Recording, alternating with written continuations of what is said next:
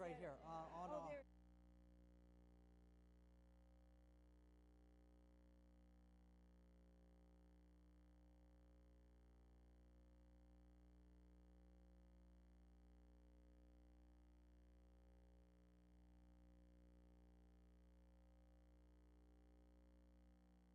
Here, well, let's try this one. You're going to need something, right?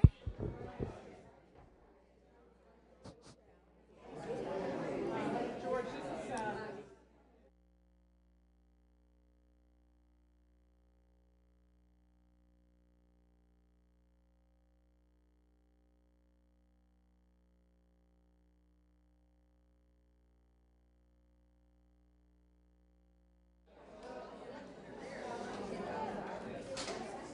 this is supposed to be on. Hello? Can anybody hear? Yep, that's it. Okay. Wow, a lot of people showed up.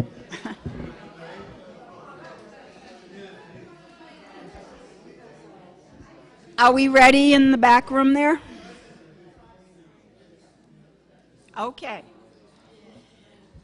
Welcome to the first Historical Society meeting of our 2009-2010 season. I'm Ursula Lyons, the vice president, and our president had more important things to do. Something about a football game. Anyway, I'm very glad to be here and to welcome you and to introduce our speakers. It's very exciting to get involved with our founders.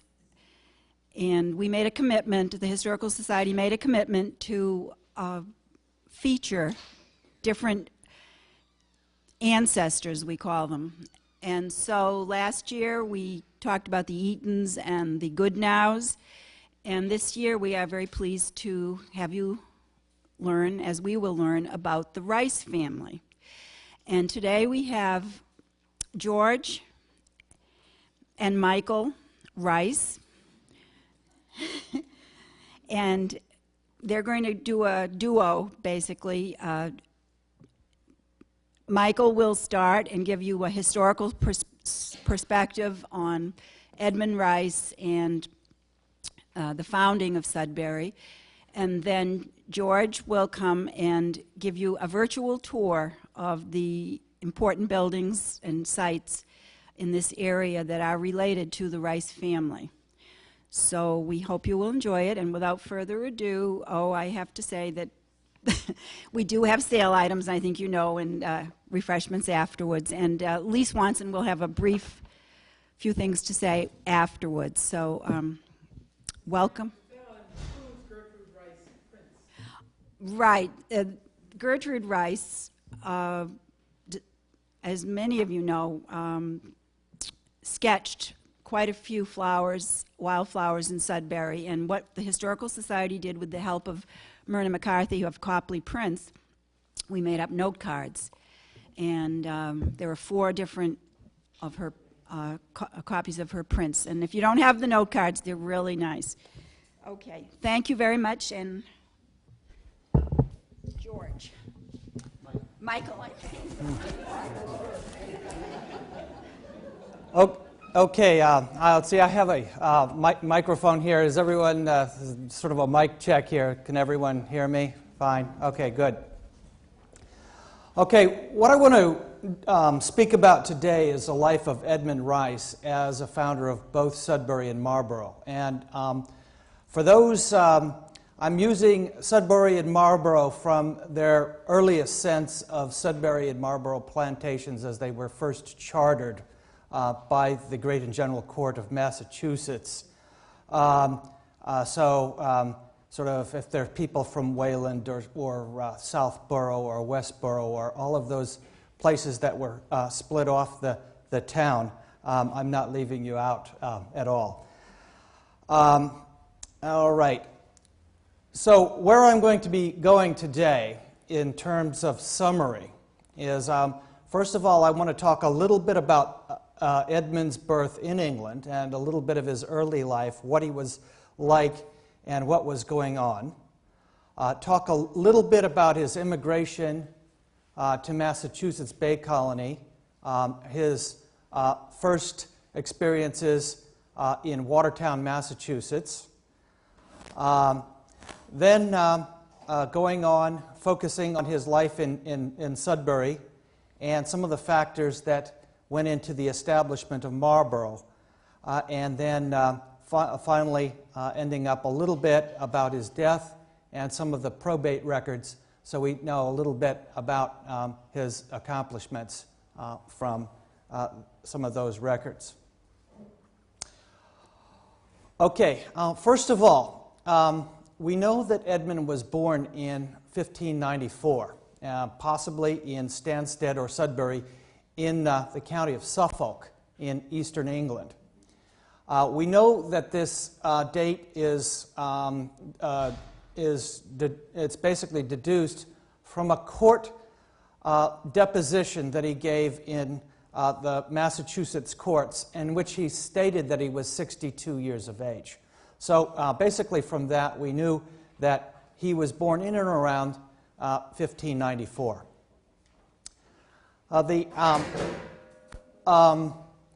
We know from some of his early life records that he was living in and around, as I say, Suffolk area, but many of the records around Stansted and Suffolk and these churches have been lost, and we have no evidence of Edmund's ancestors. And I'm going to go into this in a little bit more detail because through time there's been a great deal of controversy about who Edmund's ancestors were.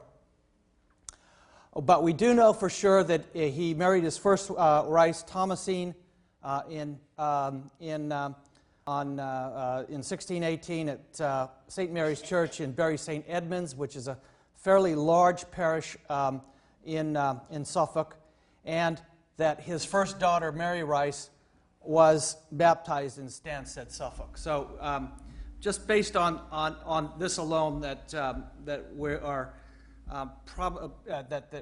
there's a high probability that he was born in and around that area. And now, to go into this no evidence of records a little bit deeper, a number of sources you can get on the internet, Ancestry.com, databases of the Latter-day Saints Church, and there's other databases that suggest that Edmund's father was one Henry Rice and Elizabeth Frost, and their line goes back to the Welsh nobleman Griffith ap Rhys and Catherine Howard of the English royal family. These were fairly high-profile royal figures tied in. They were sort of losers in the wars between the Protestants and the Catholics, and but there's no real evidence of a royal lineage. This was basically done in the 1930s. Mary Holman, publishing in the American Genealogist, basically found that Henry Rice and Elizabeth Frost were married in Stansted in 1605, and Edmund's first child was baptized just a few years later. So that pretty much rules them out as parents. Possibility that Henry may have been a brother or the like. The dean of American genealogy during the 1930s up till his death in the 1960s, Donald Lange Jacobus, in fact the founder of the American Genealogist, found that many of these false claims were back to a book published by a Dr. Charles Elmer Rice from Ohio, entitled By the Name of Rice, and it was gave a number of these false lines in terms of a genealogist. Our society, the Edmund Rice 1638 Association, about 10 years ago, commissioned a genealogist living in Suffolk with very good credentials and commissioned her to seek out many of the parishes and civil records on any Rices and ancestors, and fundamentally she came up with nothing. This was all summarized by Dr. Gary Boyd Roberts of the New England Historic Genealogical Society, who reviewed many of the data and also concluded no evidence. Okay, now, in this decade, the 2000s, the Edmund Rice Association has a genetics project in which we're looking at the Y chromosomes, which is the male chromosomes of members. What these are various points along the genes along the chromosomes that can basically be mapped and characterized and put into various genetic groups. These are called haplogroups. And it turns out that Edmund is in this haplogroup I. Keep this in mind, haplogroup I. Celtic people, Britons, Irish, Scots, Welsh, they tend to be in haplogroup R. Okay, they're different haplogroups. All right, now, let me change this here. 2000, there was a scientific paper here in Molecular Biology and Evolution in that they looked at the haplogroups I and R across a transect of England going from East Anglia, where Suffolk is, going across the country toward Wales, and basically, I want you to focus on the I haplogroup. It's much more frequent in the eastern part of the country there. And you have a thing. I want you to focus also, there is a green haplogroup E. That's an interesting one there. That is North Africa and the Mediterranean. Probably the Romans. Okay. So this was the first study. This was actually followed up with a much larger study with a much larger database. Again, using the same colors, we have haplogroup I, and take a look at that East England up there where the Suffolk East Anglia region is, and the rest sort of down near Cornwall on the west and Wales on the west, not much going on there. So, although there's a little sliver there on the thing, my point being is that our supposition that Edmund is from the East Anglia area is being borne out by some of the molecular data. All right, so it's not likely that Edmund, or less likely that Edmund is anywhere from Wales. Okay, this is a map of Suffolk, and we've got a map of England there on the inset map on the right, showing you where this is. And this is the John Seller map of 1701. And I want to point out that Sudbury, if you could see Sudbury in England, it says at the bottom there, part of Essex, and Sudbury of Suffolk is right above the F in of. Okay, and if you go about halfway up there, you'll see a church, and that it says Bury, B-U-R-Y-E, that's Bury St. Edmunds. So that distance is roughly about 10 miles or so. So the area that we've been looking for in terms of Edmund's, where he was is basically in that area. So you have a mouse on your laptop. Can you point to that? Let's see. Not with getting out. Okay. Well, actually, I'm on a wireless, so I'll just walk up on the screen. That's me. Okay. Okay. Okay, there we go. Okay, here's the arrow here. Okay, here's Sudbury. All right.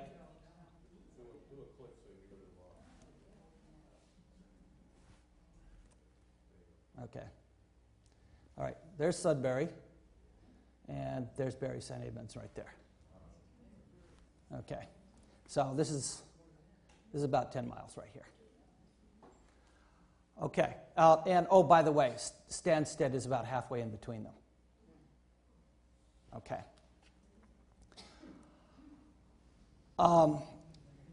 As it turns out, we know very well from church records and civil records about Edmunds and his children, where they were born and the like. The firstborn, Mary Rice, born in 1619 or 1618 in Stansted. We've got Henry Edward Thomas, born in Stansted. Sometime between 1625 and 1627 March, he moved to Berkhamsted in Hertfordshire, which is in Hertfordshire, which is west moving west. So it's a little northwest of London. I'll show you a map of that one in a little bit. Stayed in Berkhamsted for a while, and his son Benjamin was born in Sudbury, Mass. In 1640. And his wife died in 1656, I believe, and was married again and had two daughters after that. Lydia, born here in Sudbury, and Ruth, born in Marlborough. So we basically have a trail of where he's been based on his children's births. I want to point out a couple of things. For most of the children, we have both birth and death records where they died. Most came to America. The only fly in the ointment is Mary Rice up above, and there's no record of her death. There's no record of her coming, but there is some supposition that she is indeed the same Mary as Mary Axtell, who lived in Sudbury. Married Thomas Axtell of Berkhamsted, came over after Edmund Rice did, and after Thomas Axtell died, married John Maynard. So this Mary could very well be the mother of a lot of Maynards. Okay, this is the Norden map of Hertfordshire. Whoop. That's me. Let's see. Okay, and I want to point out here that whoops.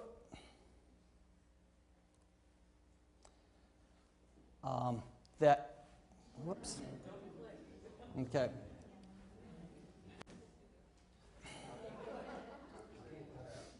Can't touch it. Right? Berkhamsted is right here. It's this church right here. This is Berkhamsted, right near the boundary, western boundary of Buckinghamshire County there. This is essentially where he moved, and we can tell a lot of records from the records of Berkhamsted what Edwin was up to there.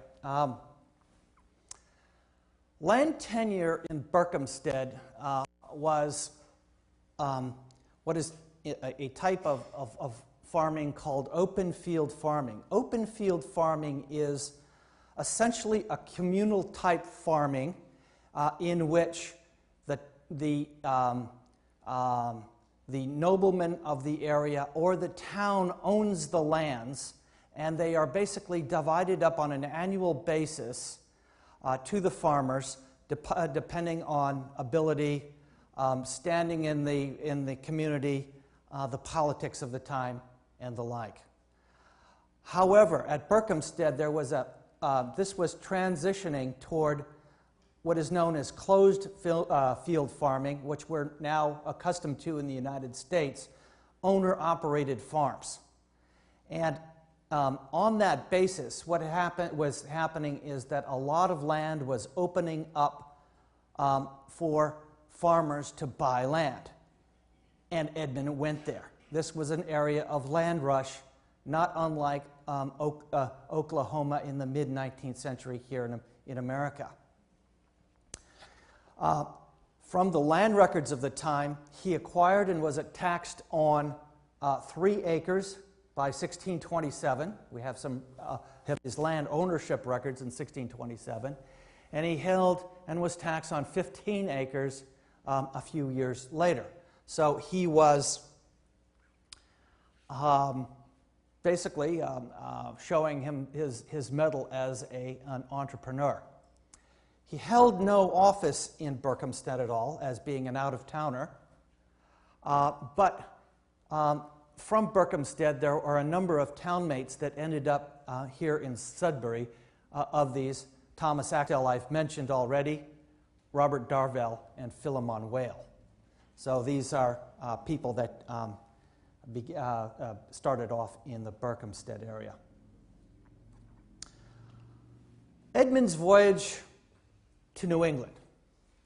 There is no record of his voyage. What we have are dates that are deduced from the baptismal records of Joseph in Berkhamsted, and some of the founding records of Sudbury, 1638, where he shows up for the first time.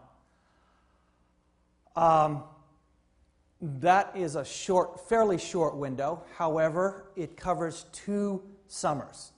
I doubt that he would have been traveling during the winter time from England to here.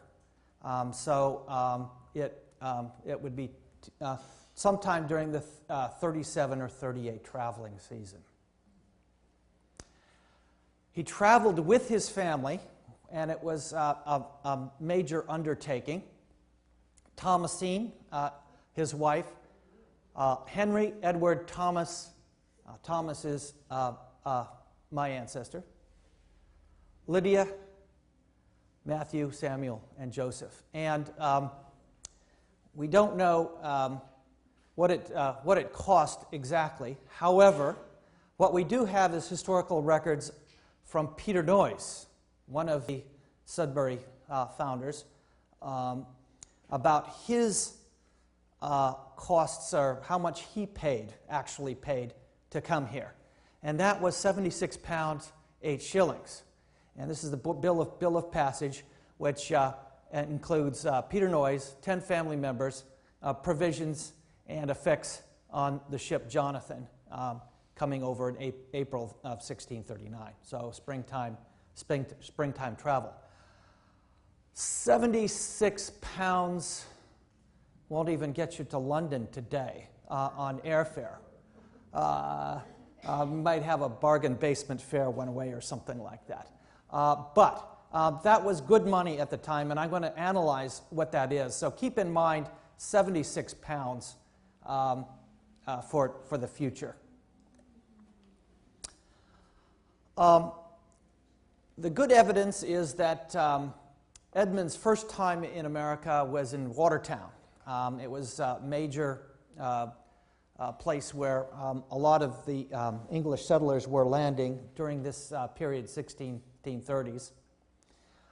And many of these immigrants were coming from East Anglia with close field farming. land plots were already allocated. Okay, so a number of these immigrants from East Anglia, so they were owner-operator farms like Edmund. Land plots were already allocated by 1634. So Watertown was basically an owner-operator town. So this created some discord among dissenters who were West Country immigrants, Peter Noyes, Walter Haynes, Thomas Goodenow, who were pretty much unwilling to do closed field farming. We want to do the communal type. Farming is communal and believed in that strongly. Three newcomers to Watertown then formed a political bloc, Peter Noyes, Pendleton, and the Reverend Edwin Brown, and they petitioned the Massachusetts General Court in 1638 to form Sudbury, to get the petition from the General Court. Even though Edmund Rice is a closed field farmer, he sees opportunity here to do business, joins up with these closed field farmers, Noyes, Brown, and comes on here to Sudbury, at least the eastern part. All right, this is a map from Sumner Chilton Powell's book, Puritan Village. It is written in 63, won the Pulitzer Prize in 64, mostly about Sudbury and its founding, and a lot of the material that I'm giving is sourced from this book. But what I want to call your attention to is the shaded area, sort of in the west country of England, as opposed to East Anglia, where Sudbury is, and those wider areas were the closed field farming areas, and those with open field, more communal farming, were in the gray areas. And I'll point out where Berkhamsted is there in Hertfordshire. See that on the map there, same place as it was before. It's right on the boundary, so that sort of evidence that this is sort of the transitional area where a lot of things were happening. Okay.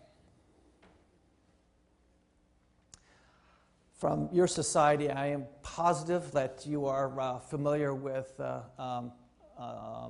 Hudson's history of Sudbury. This is the first roads map of Sudbury, and I want to point out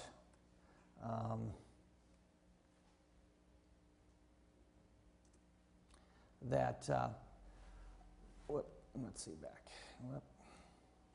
point out that the Rice houses right here, this is Edmund Rice right here, his oldest son Henry is right here, John Maynard's right next door. This is the one that that eventually married the presumed Mary Rice. There's some ideas that is. This is, what's the name of the road now? Old Sudbury Road now. Old Sudbury Road. Okay, and So this may help you to see where it is. okay. There's a couple of lakes. All right. Okay. Well, this is the look at the Sudbury map today. Okay. Okay.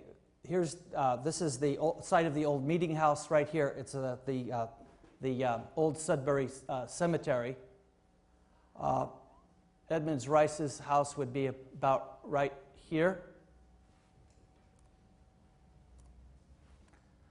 And all along this road right here. Are you in Wayland or are you in? This is in Wayland. Yeah. Okay. Okay. So to orient you, here's across the bottom is Boston Post Road 20, 126, the old Connecticut Path, the road to Concord, and Old Sudbury Road. Okay. All right. So this would have been the eastern part of Sudbury in the early days. And when was Wayland break off? 1780. Okay. All right. Okay, so this is basically this site. Now, what's interesting about this is that there are these wide open fields along the Sudbury River. Those are essentially were the Sudbury Commons in terms of the commonly held farmland that the open field farmers were using and were allocated out. There's still open spaces today. Very, very, yeah, I mean, that's what I think is fantastic about these two towns, Wayland and Sudbury, is that the road patterns are the same, more or less, as they were before. Okay, we don't know exactly what Edmund Rice's 4 acres on the old Sudbury Road, what is now the old Sudbury Road, looked like, but we have the deed records that he had, in fact, a barn, and they had the dimensions of the barn, and we knew largely from architectural historians what most houses at the time looked like. So the conjecture is that Edmund's house looked like this tiny little cape with a nice detached, unattached barn right there, not unlike a lot of houses around these days.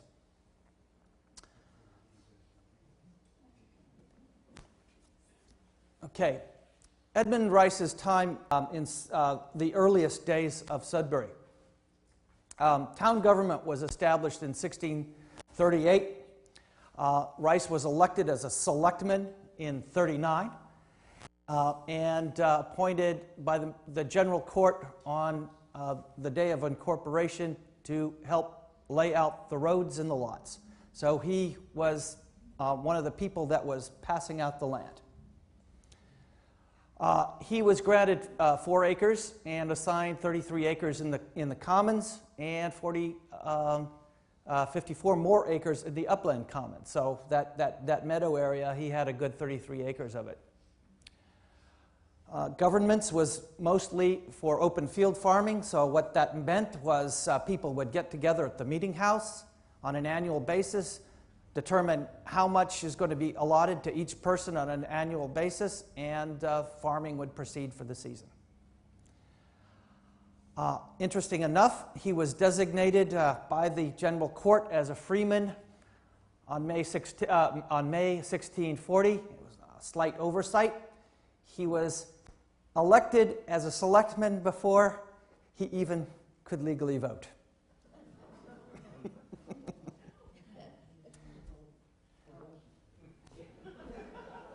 These things happen.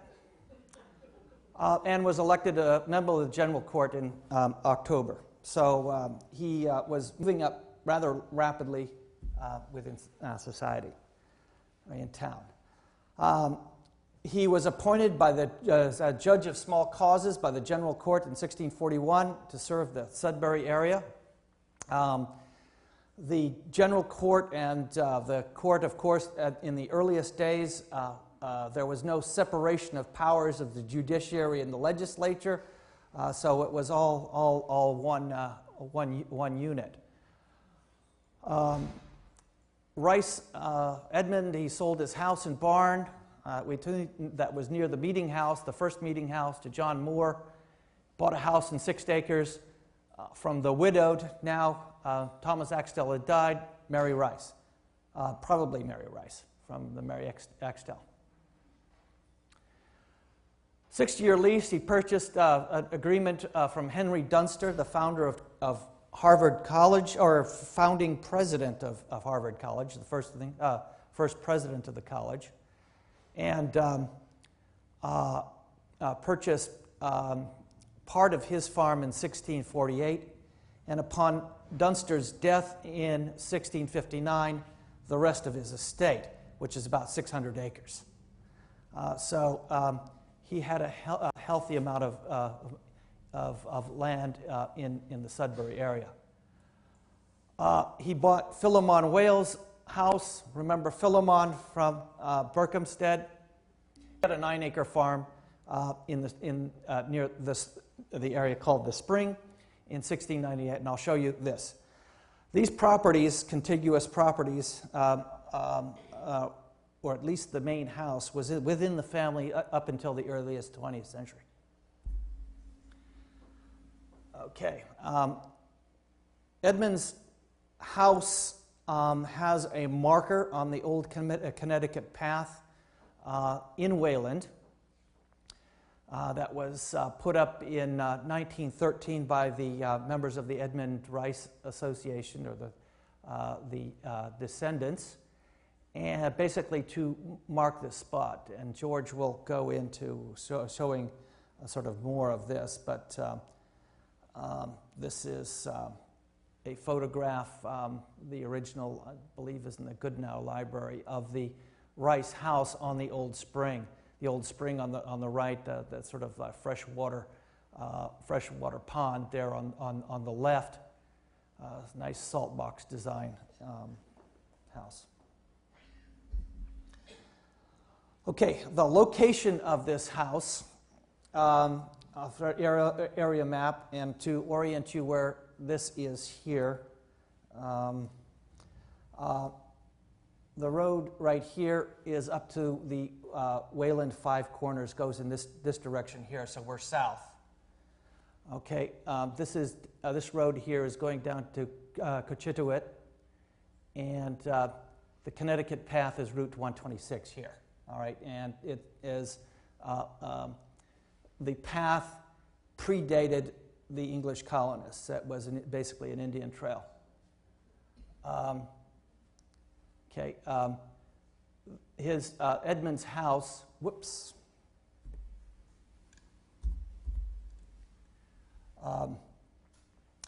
It would be right where the arrow here in terms of the location. And what we have here, if you can see this water course going along right about as you follow this and dumping into the Sudbury River, that's the spring.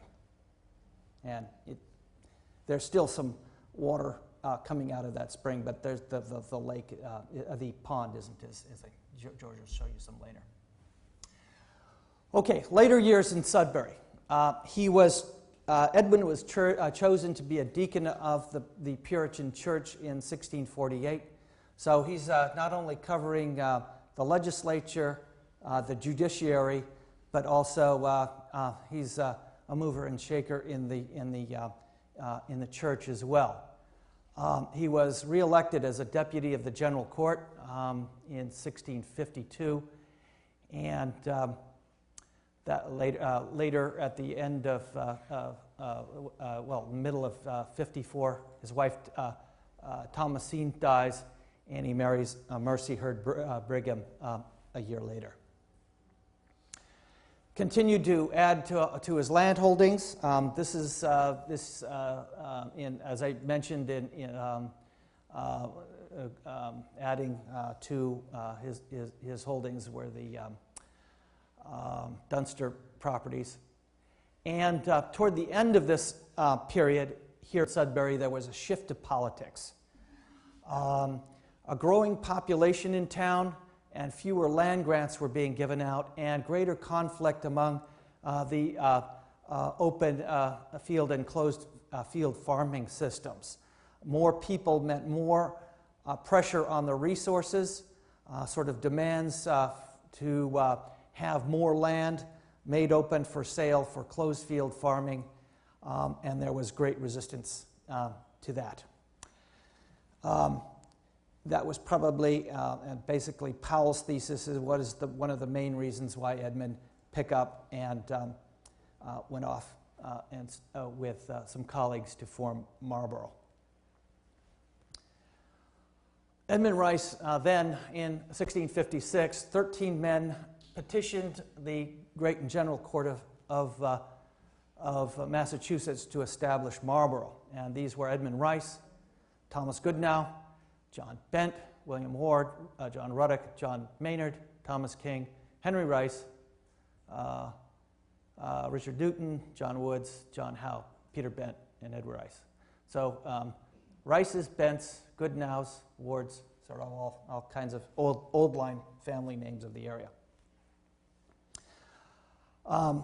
The principles in Marlborough were different than the principals in Sudbury in that the governance of the town was set up to support closed field farming exclusively.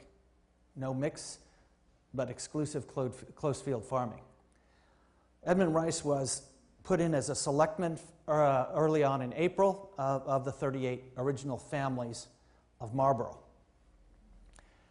On incorporation in 1660, there was awarding of land grants, and there were 24,000 acres available in the newly formed town of Marlborough. Rice established his home in the center of Marlborough, not on the site of today's City Hall, which would be Main Street in Marlborough. Edmund received 50 acres of land in Marlborough, adding to his substantial holdings in Sudbury, making him the largest landowner in both towns.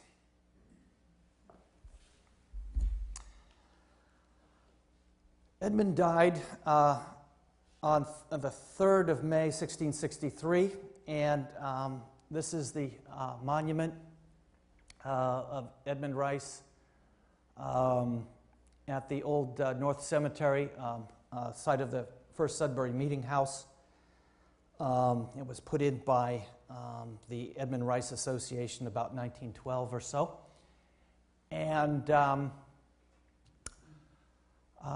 that's me, that's my sister Katrina and my daughter Maria. And on our first foray into the Edmund Rice Association. It was a happy time. Okay, now, Edmund, when he died, his estate went to probate, and one might ask, well, you know, what was all of this worth? From the time the land records tend to indicate that land anywhere from 10 to 50 acres was about a pound, in terms of undeveloped land and the like. And Edmund had granted lands in Sudbury and Marlborough. These were just his land grants, up to 286 acres, plus the several hundred more that he purchased. So there was a good deal of land. So at the time, his real estate holdings were alone worth 743 pounds, 8 shillings, 4 pence.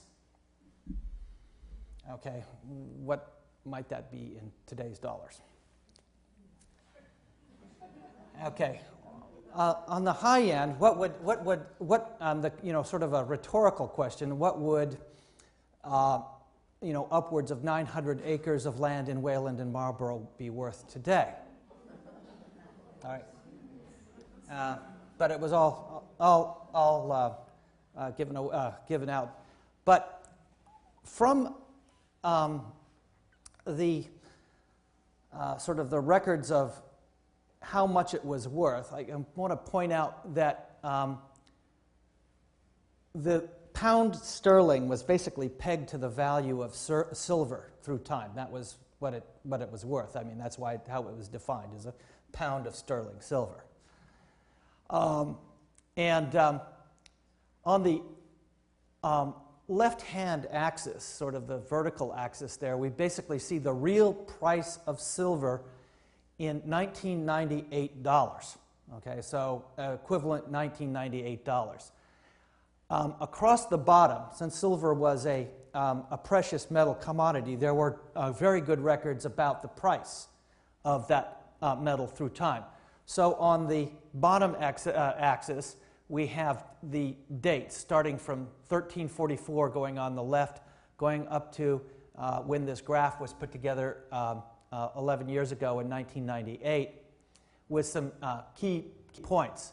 All-time high of silver was in 1477 at roughly $806 a troy ounce. When various silver strikes opened up in the New World, it stabilized the price of silver around $200. During Edmund's time, there's this flat area sort of right in here, this flat area during Edmund's time where it was stabilized around $200 per troy ounce. So let's use that figure. Silver has dropped in value through time. The relative value of gold has gone up, hit an all-time low in 1992 at $4.73 an ounce. But that's kind of sort of an interesting. But we can use these data to calculate some of the value. So the value of silver was about $200 per troy ounce. So if we use some conversion factors of troy ounces, shilling, and pence, and the value of Edmund's estate in his probate records, we come out to $1.78 million in 1998 dollars, or if we adjust for a 3% inflation rate or so, that's $2.47 million, $2.5 million worth going out. So I mean, he's a good. I would characterize him as a good, solid, upper middle class citizen. Edmund's major legacies. He established 2 towns with governance systems that were adapted to the varied experiences in England and to the environment of Massachusetts. The Great and General Court, of course, would welcome new settlements to the west, particularly with the sort of the perils of the west and a sort of buffer developments to the sort of rapidly developing towns of Sudbury and Boston. He moved the colony, Massachusetts Bay Colony, toward predominantly closed field owner-operator farming systems as opposed to the open field communal systems. And one might argue that Edmund was a pioneer of the New England value system of self-sufficiency and entrepreneurism. A third major legacy is descendants, and lots of them. The descendants are estimated to be in the hundreds of thousands to millions.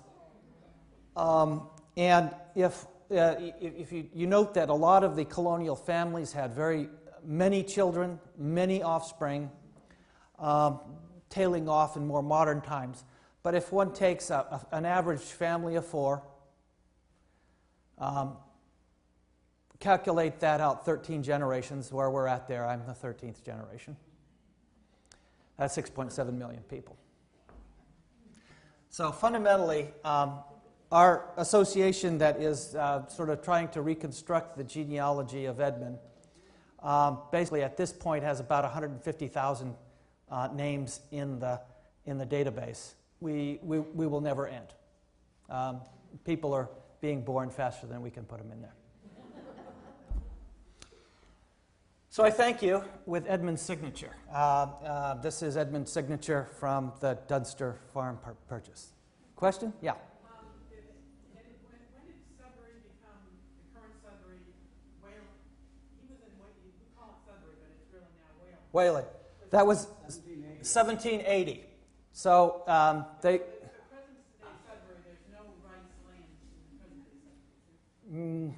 Well, none of the original. I don't think any of the original holdings are within the family now.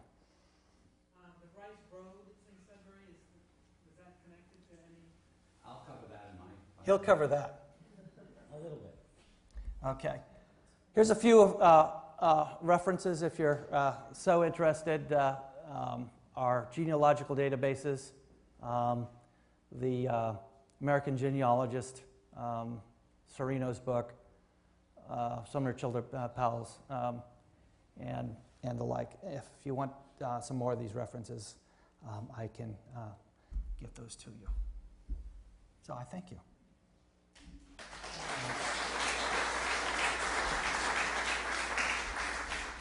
Okay, now we do sort of tag team with my buddy here, George, who will...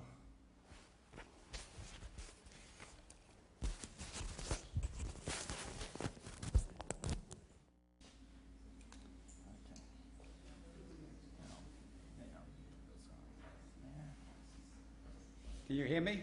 Is that picking up all right? All right.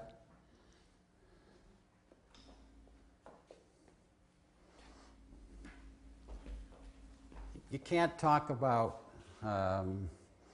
Sudbury, but you have to go back to the beginning. And in the beginning, of course, Wayland and Sudbury are all one town.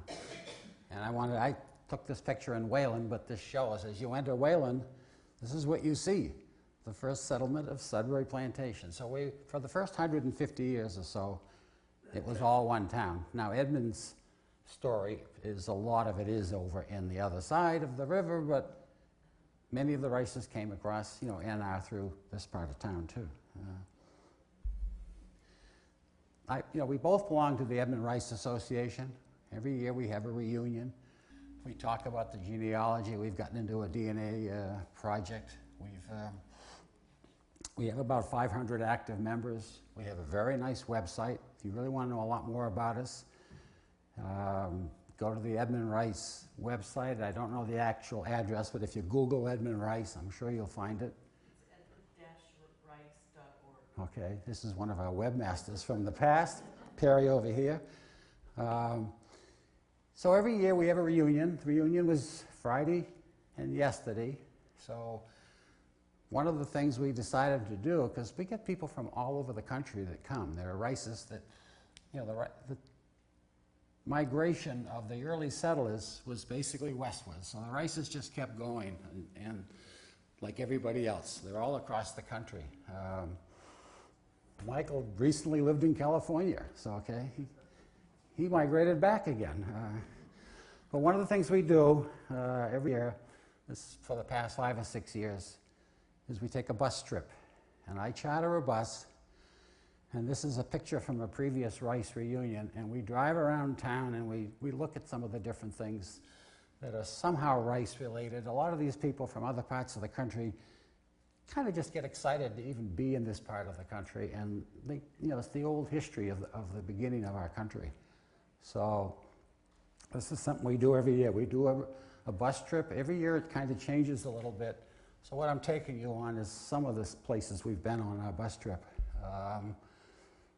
This is a promotion for the bus company. No, there's a wire fence up there. I'll talk about that in a few minutes, but that wire fence goes to a place which I will mention in a minute. I'm going to sort of start where Edmund started when he came into this area. He basically, this is, the Old Post Road. This is Route 20. Right up here is the sign. It says now entering Wayland. And this is Plain Road. I don't know if people know the Wayland roads well. And then the road goes off to the left there is Old Connecticut Path. So there was no Route 20, of course, when Edmund came to this town. So the Indian path would have taken you off to the left, Old Connecticut Path, and that went to Hartford. And some of the newer maps show a path going to the right. So I have to assume this Plain Road, which is there, is where Edmund went.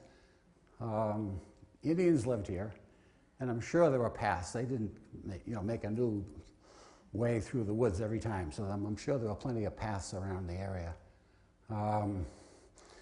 This is the beginning of Old Connecticut Path, and we know Edmund came in 1638, but there's a marker there. 1636, this is where Thomas Hooker and his people came through, and then they went off down to start the Hartford area people.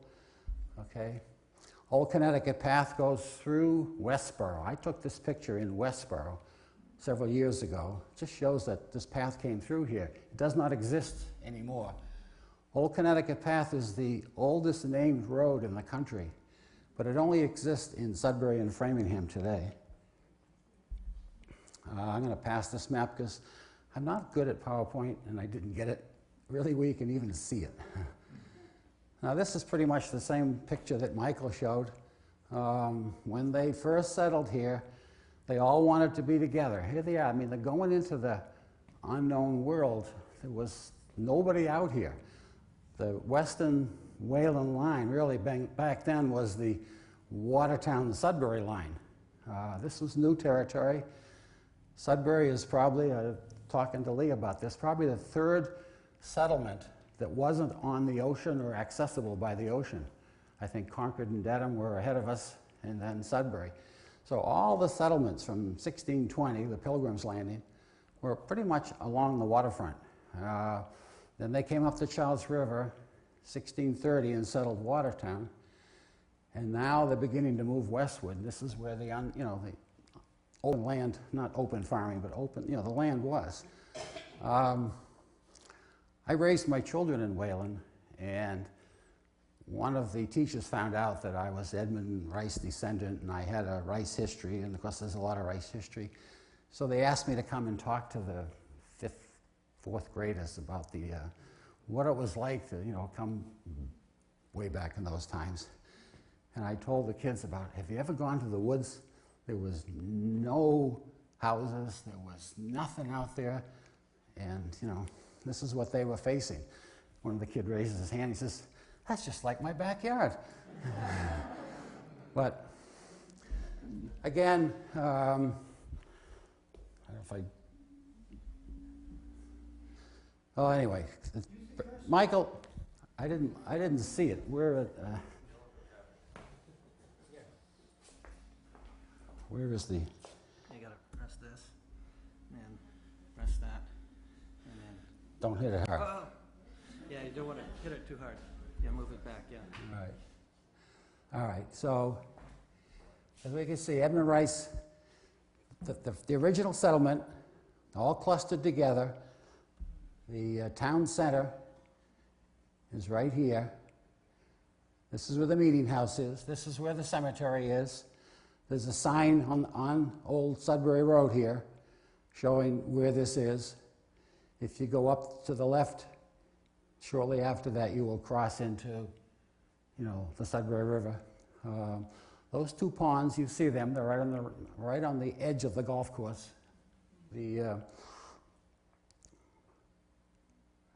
Where did it go? How do I close that thing?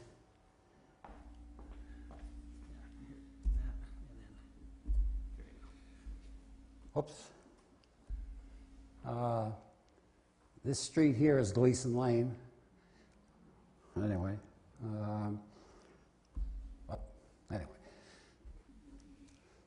The mill pond over there on the center here, this still exists today. You can see the ponds. We'll move on. This is a map. I think it was done by Draper, from whoever wrote the book Pilgrim Village. Powell. I'm not sure he did the map though, of the original colony. And again, this is Edmund's property. This is the 4 acres. This was Henry Rice's property. This is the meeting house, common land. Now, Rice was number 5, so every piece of land on here, number 5, well, there's one up there, there's one here. So evidently these were these other pieces of land that Michael talked about that he was farming on, with his actual property, what then was called Mill Road. Today that is Old Sudbury Road. And it goes up, by the golf course now, and there's a bridge over there. You've probably, in the right time of the year, you can see the arch bridge. And then the road comes back. This is River Road, Water Row. So some of these roads still exist, but now there's you get a direct path directly over. They've rebuilt that road because it always used to flood. So it's changed quite a bit now. Again, I got it off the center, but this sign is right there on 27 Old Sudbury Road, showing where the beginning of Sudbury, first town center, right here. That's a rock. I got a little better picture of it. This is where the first meeting house was. There's a marker there. It's a stone, yay big, right on the cemetery property. So the first home of Edmund's was that 4-acre plot. But 2 years later, Sudbury was given an additional 1 mile on the south side of town. So the town expanded. Edmund obtained property in this additional mile. And this is Old Connecticut Path coming down here. And again, number 5 is his property. There was reference in Michael's talk to Dunster property, Dunster Farm. And now I don't remember the numbers now, but these numbers represent Axtell and Philman Wales property that he bought. And it actually shows the spring that he eventually owned all this land and built his house right at the end of right where the source of the spring is. Water would be a tough thing to get, and I'm sure he sought out this piece of land because he was actually helping pass out the land. This is a later picture, later map, and it shows pretty much the same thing. This is Old Connecticut Path, Sudbury River up there, where his house was, and it was a driveway running down to the house. 5 corners up there. This is the road into Cochituate. I don't know if you know that, but there used to be a trolley on that road. It went from Wayland Center to Cochituate, 1899 to the 1920s, and something called the automobile kind of made that obsolete. But this is the marker. When you go back in time, the marker was put up in 1913, I think you quoted. There was nothing back there. So the Rices put the marker out on Old Connecticut Path, and it basically states that his home is in the woods behind this marker. In the 50s and 60s, of course, the developers went in there and started building homes. And again, here's the marker that the Edmund Rice Association put up. So as time went on,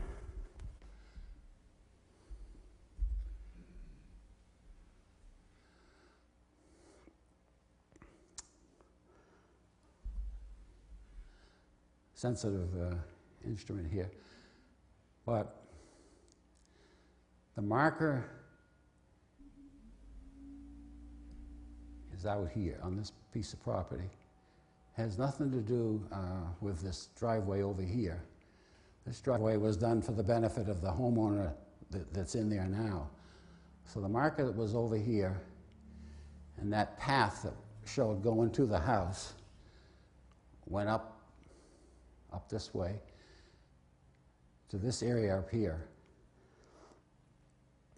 And you can see up above there at the top of the screen a blue, which is the continuation of the spring running out to the Sudbury River. That's a picture of his house, another picture of it.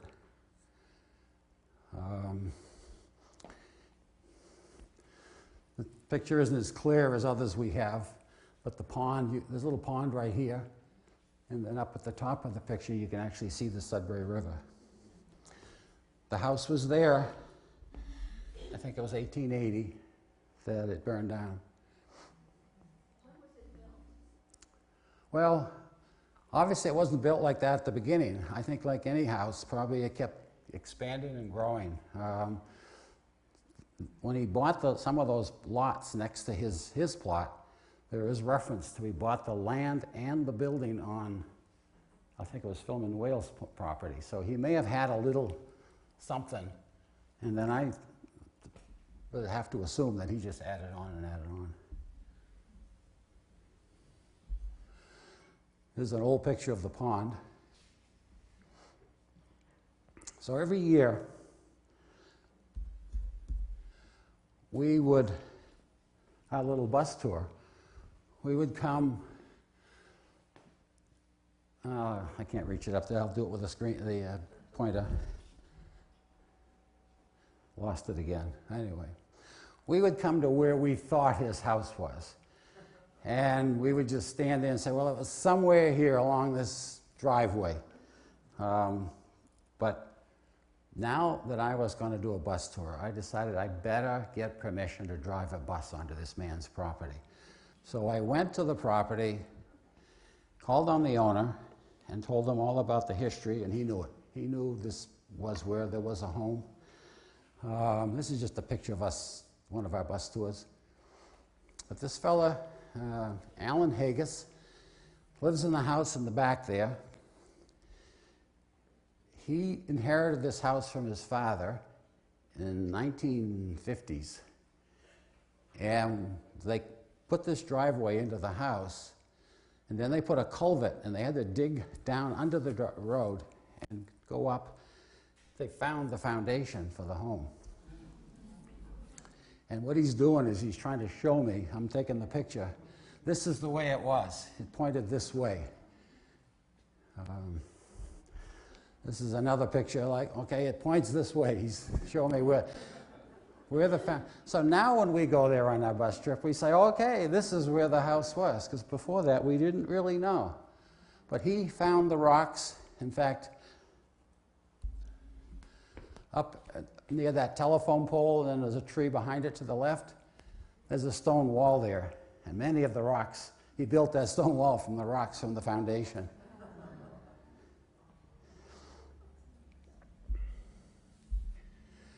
Now what he was doing is he was walking what was the original path. Because what they did when they built the homes, they plowed the grading down. And of course that raised the land up. That's why the foundation got buried. So he was, at this point, he was trying to show me where the original path went out to Old Connecticut Path. This is a picture looking into the bushes there. This is about all of the pond you can see now. It's all covered with algae. But what you can see up above here is a lot of grass. And I have to assume that when they built the homes up there, they just leveled the land down and filled the pond. Something you couldn't do today, that's for sure. Anybody recognize that road? Just like Wayland broke off from Sudbury at some point, Maynard is a combination of Sudbury and Stowe. So this is actually right here. We're in what is presently Maynard, but originally was Sudbury. And this is Old Marlborough Road, which ran from Concord to Marlborough. It's, the road's still there, but it's paved, and you can't get down to this part because it's now owned by, it's a reservation. And what was on this property is the Rice Tavern, or let's say it was on this property. So the Rice Tavern, it was a Joseph Rice who purchased this property in 1685. And it has a lot of history. Lee tells me it probably matches the history of the Wayside Inn back in those times. It just didn't have a Henry Ford to come along and make it quite as famous. And of course something happened, which I will talk about in a minute. But it passed down through several generations of Rices, and then one of the female Rices married a Voss, and then it became Joseph Rice Voss. Bose, I'm sorry, because we have a Vose relationship here. So this is a picture. At that time, I think obviously these were Vose people, right, on the picture. The name actually started out as Vorse and morphed into Vose. Right. Now, in 1942, the War Department, which is now we call the Defense Department, the U.S. War Department, took this land, took 3,000 acres by eminent domain in this general area. People were living in the home, and they all had to leave. And the government closed off the land, and they stored munitions here. They didn't want to store them near the ocean, but these were munitions that were going to Europe for the war over there.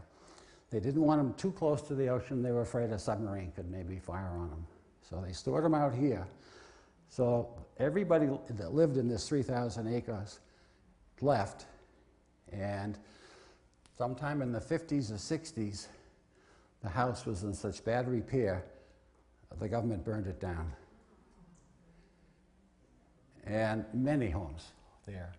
So this, we actually got permission to go on the property because some of it, this is now owned by FEMA. And FEMA is kind of protective. They don't, people, particularly this was not long after 9/11, they were very careful about people walking on their property. But this is what's left of the foundation of that Rice Tavern.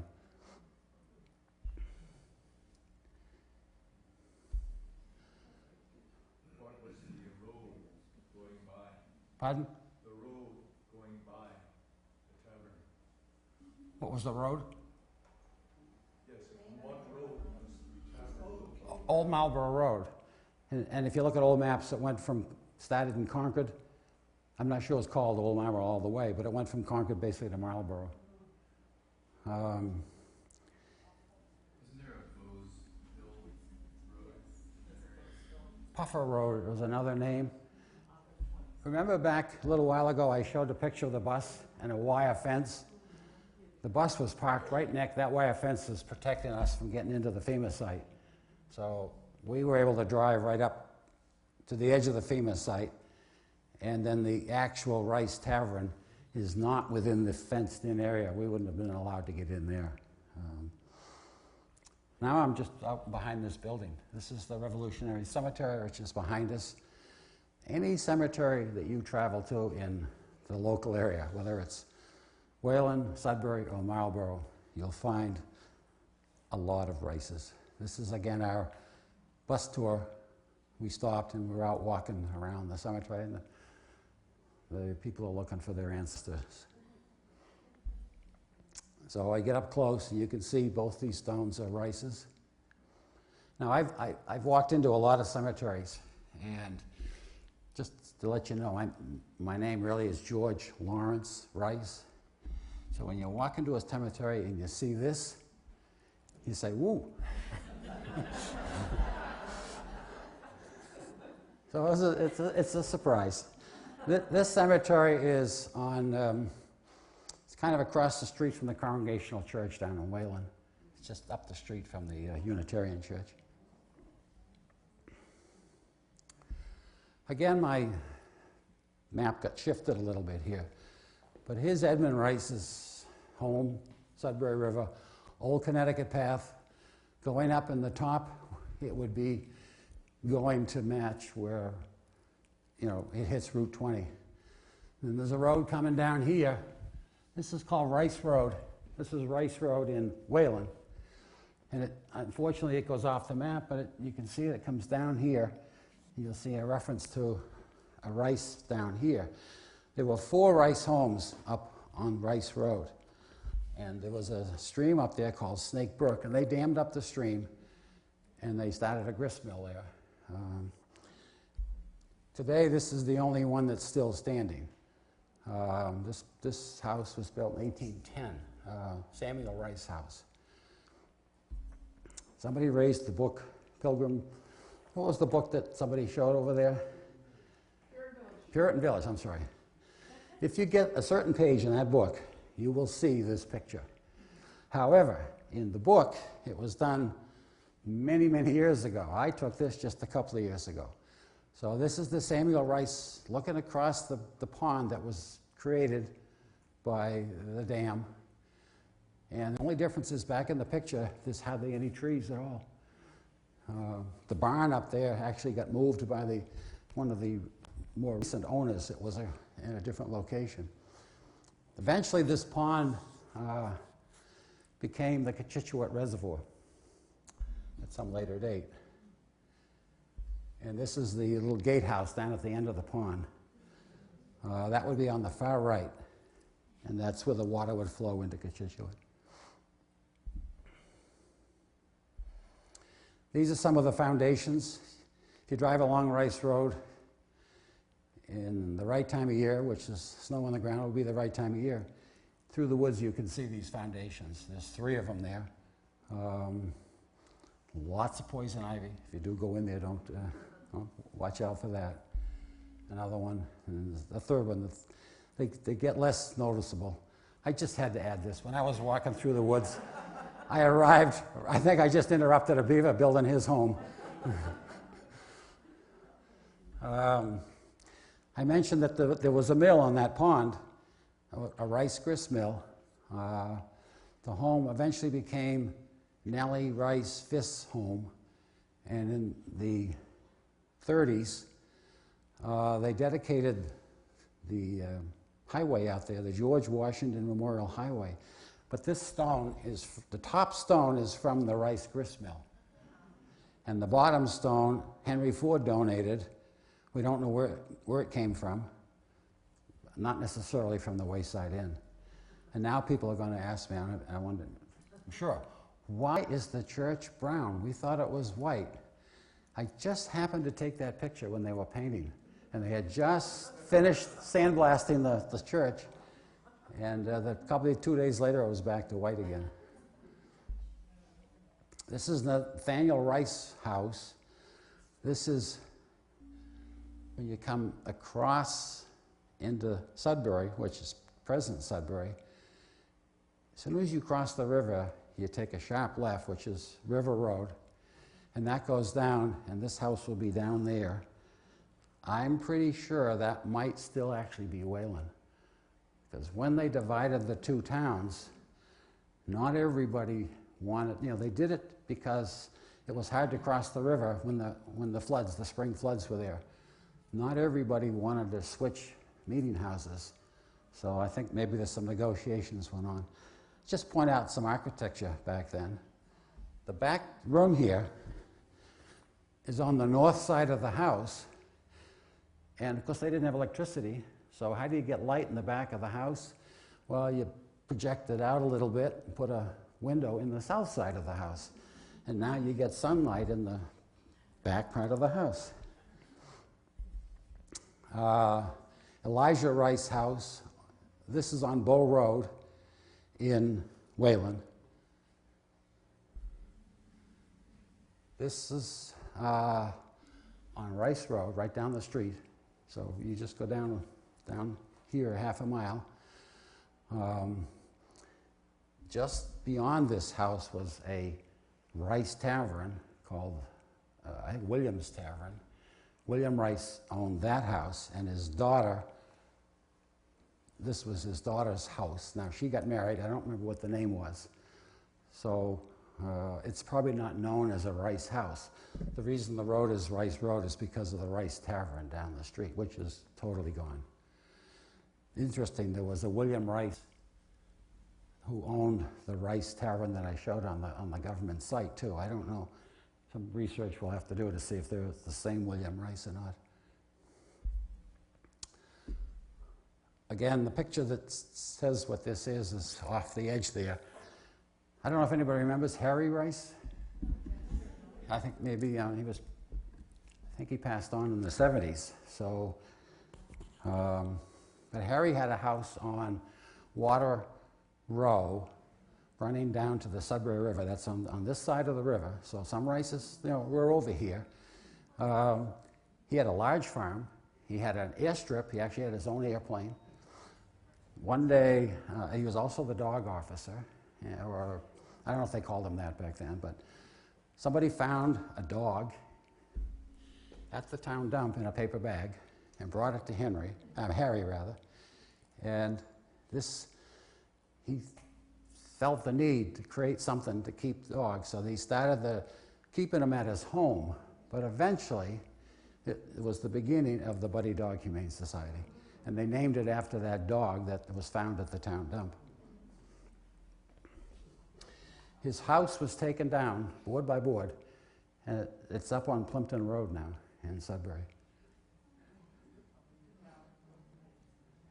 The land now is part of the wildlife refuge, I guess it is. If you don't mind a little bit, I'll leave Sudbury just for a few more slides. If you go over to Marlborough, Peter Rice, who was Edmund Rice's grandson, is their Historic Society building. Another picture of the same house. If you go over to Westboro, There's a marker there, right? That's the driveway going into the high school. That marker talks about the Rice boys that were captured by the Indians and taken to Canada. And that was 1704. So in 2004, 300th anniversary, we actually had, that's where our bus tour went. And we had a prominent guest come to that event. And it's not him, but his name was Michael Rice, and he's the fellow with the hands on the rock. But he is a full-blooded Indian, but he's got Rice blood in him. Because the Rices that were taken to Canada, 3 of them were brought back. They went up and they paid ransom, and they brought them back years later. One of them, the youngest one, didn't consider himself a Rice, considered himself an Indian because he was captured at such a young age. That he stayed with the tribe, became the tribal leader, and obviously had offspring, of which Michael is one. And we've been able to prove it with, he took his DNA test, and we found those markers that this Michael was talking about in his bloodstream. Then some of our members really started going into research, and they went into some of the churches up in Canada, and they could find all the paper trail to tie him directly to Edmund Rice. He was very proud of it, in a way. He came down and he was excited.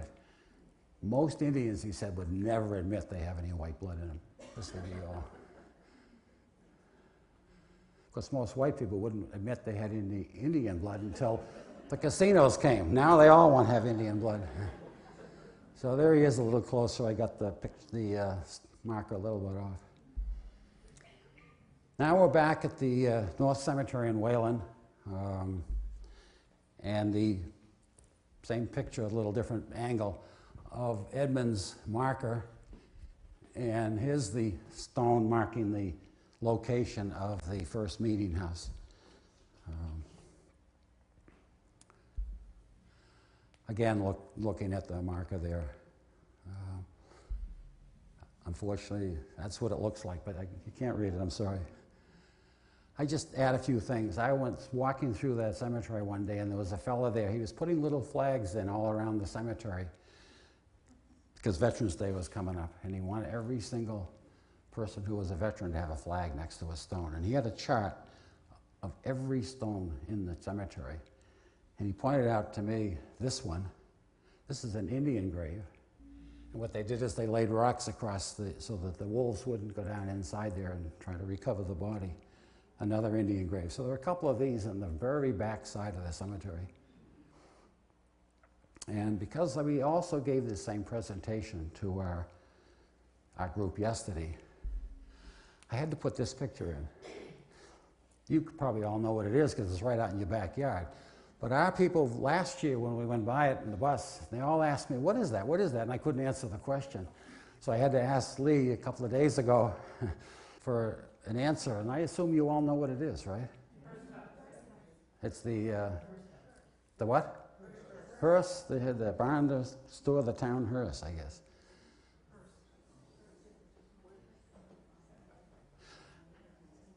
Maybe you can answer this, Lee. Now, if somebody died in the wintertime and they couldn't get through the ground, what did they do with the body?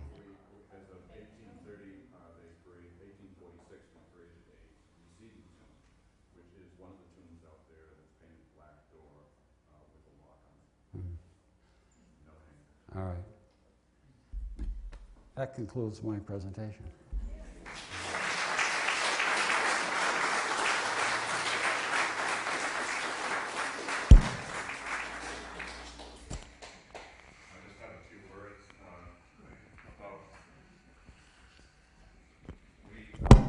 Received through Becky Cutting, who's here today, somewhere.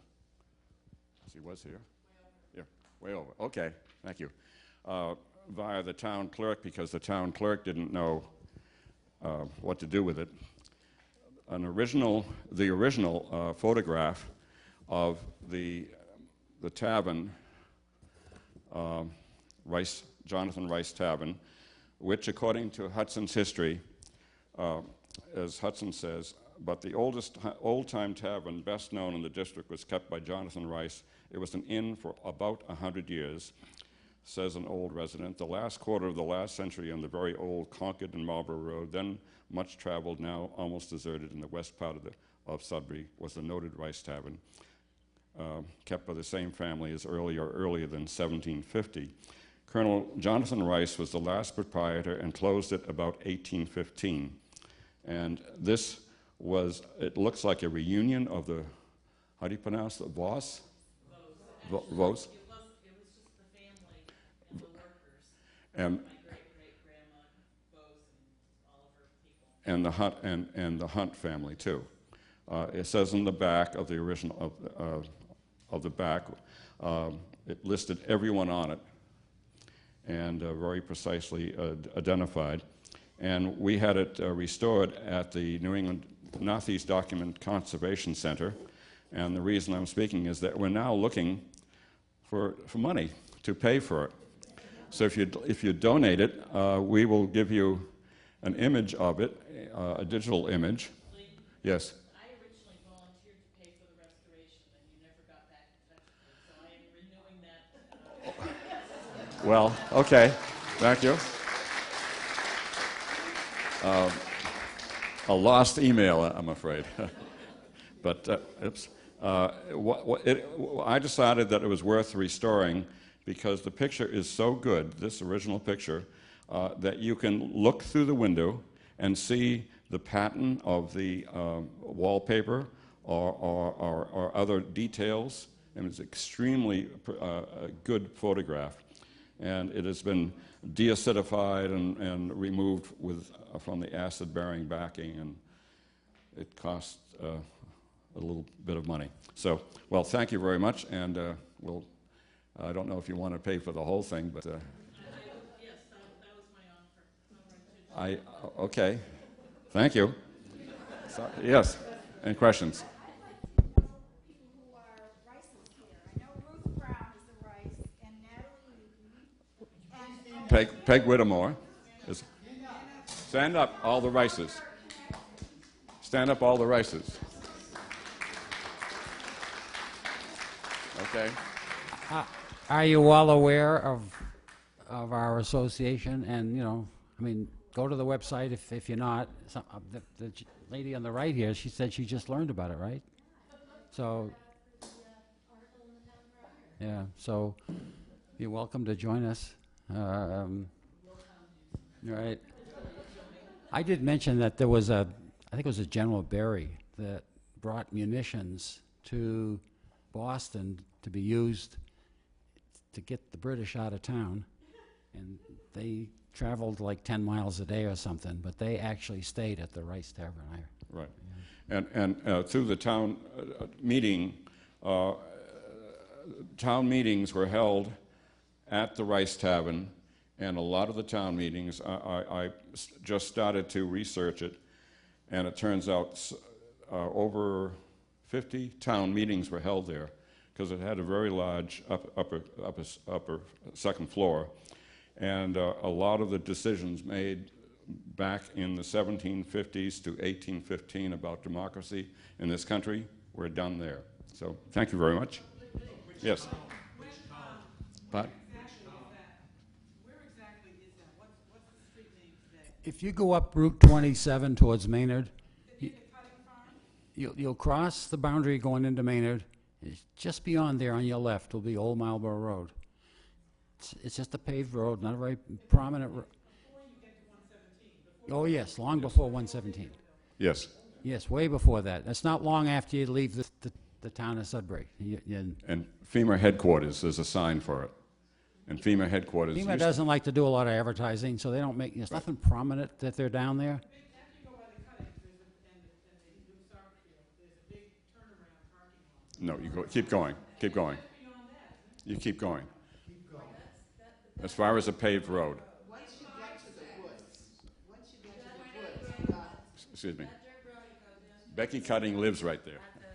At the town line, that dirt road that goes in, that's a piece of Old Marlborough Road. Right. Well, if you go down 27, past the new field, past our farm. On the left, there's a big dirt turnout. That's the town line. Yeah. Now there's a dirt road that goes out of the turnout. That's a chunk of Old Marlboro Road. It goes straight back. It's still a county way, believe it or not, but don't drive down it. No. Yeah, unless you have four-wheel drive and a lot of clearance and you're adventurous. But you go straight back on that, and that goes right past the Rice Tavern. So what you do is what Lee was trying to explain to you, is you go past all that, keep going towards Maynard, and take the next left, which is a hard left back towards what's called the Federal Regional Center, which is the underground FEMA facility.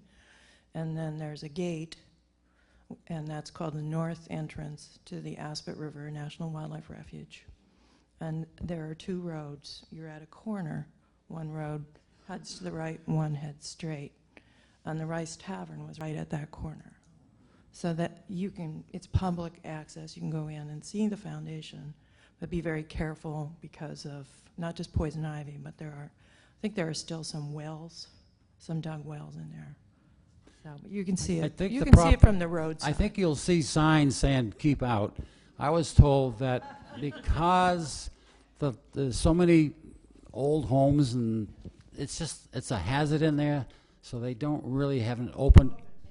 Is it really? Okay, because for a while when I went there, they didn't want you in there. It could be supposed. Right, without permission. The tavern site is very conspicuous, even though it's not there, because the trees are still there. Right. There are two huge sugar maples. I think they're in one of those pictures that are still there, that are quite out of character for the woods that are surrounding the site. Which town meetings? Which town meetings from 1750 to 1815? In the Rice Tavern, what town held meetings? As I started to say, I just recently started to do the research, and I found there was just so many I couldn't quickly put them together. But we have a book on the town meetings, which sadly hasn't been brought down. Was it Stowe or Sudbury town meeting? Oh, I'm sorry, Sudbury. That's Sudbury. That's original Sudbury, now Maynard. Very confusing, yes. Yes. I had the pleasure of visiting Stansted, England, in July, and I went through the parish church, and it's very much as it was back when Edmund Rice's children were baptized there. It's not rebuilt, no Victorian atrocities or anything. It's just beautiful, beautiful countryside. The original church. Yeah, it's exactly as it would have been when his children were baptized there. Where? Stansted, Okay. in Suffolk. In England. In England. I just wanted to say that if you want to look further back into England, you should get the book Divided We Stand, Watertown, Massachusetts. It talks about the people that came from East Anglia. That's the neighborhood that the Rice family came from, and then it'll tell you their thinking patterns and so forth. Okay, thank you, everyone. Refreshment. There's a display upstairs of a few Rice articles you may not have seen before. Just go up the front stairway.